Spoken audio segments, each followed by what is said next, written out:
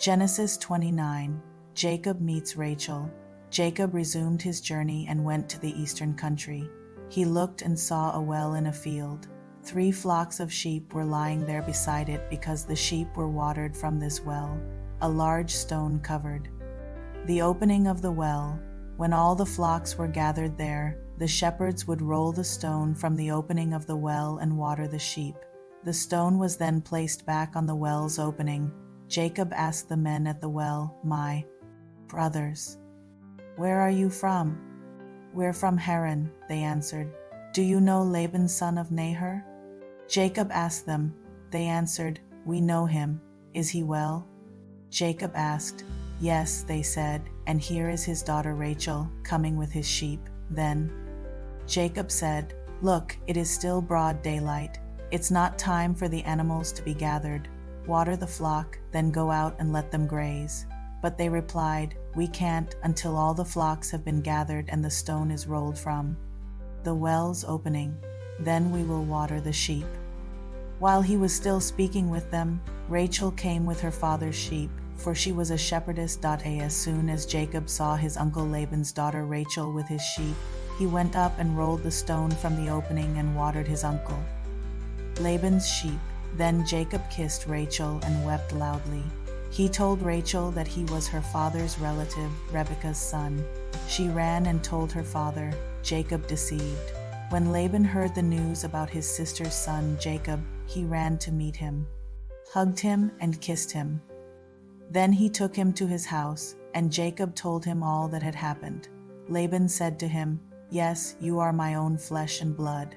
After Jacob had stayed with him a month, Laban said to him, "Just because you're my relative, should you work for me for nothing? Tell me what your wages should be."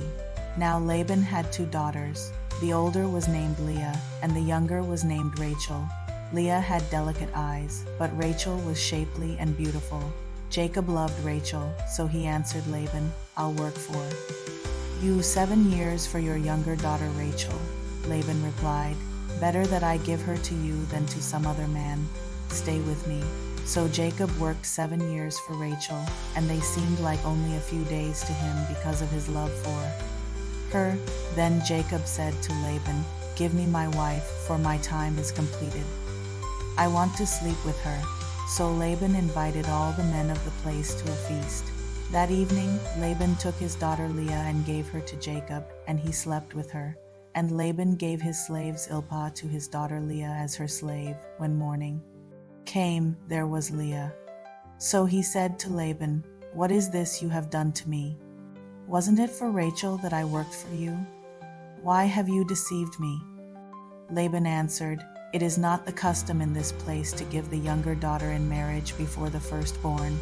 Complete this week of wedding celebration, and we will also give you this younger one in return for working yet another 7 years for me." And Jacob did just that. He finished the week of celebration, and Laban gave him his daughter Rachel as his wife. And Laban gave his slave Bilhah to his daughter Rachel as her slave. Jacob slept with Rachel also, and indeed he loved Rachel more than Leah.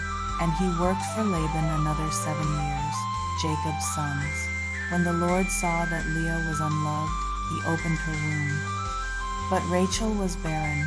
Leah conceived, gave birth to a son, and named him Reuben, for she said, "The Lord has seen my affliction. Surely my husband will love me now." She conceived again, gave birth to a son, and said, "The Lord heard that I am unloved and has given me this son also." So she named him Simeon. She conceived again, gave birth to a son, and said, "At last my husband will become attached to me because I have borne him 3 sons. Therefore he was named Levi. And she conceived again, gave birth to a son, and said, "This time I will praise the Lord." Therefore she named him Judah. Then Leah stopped having children.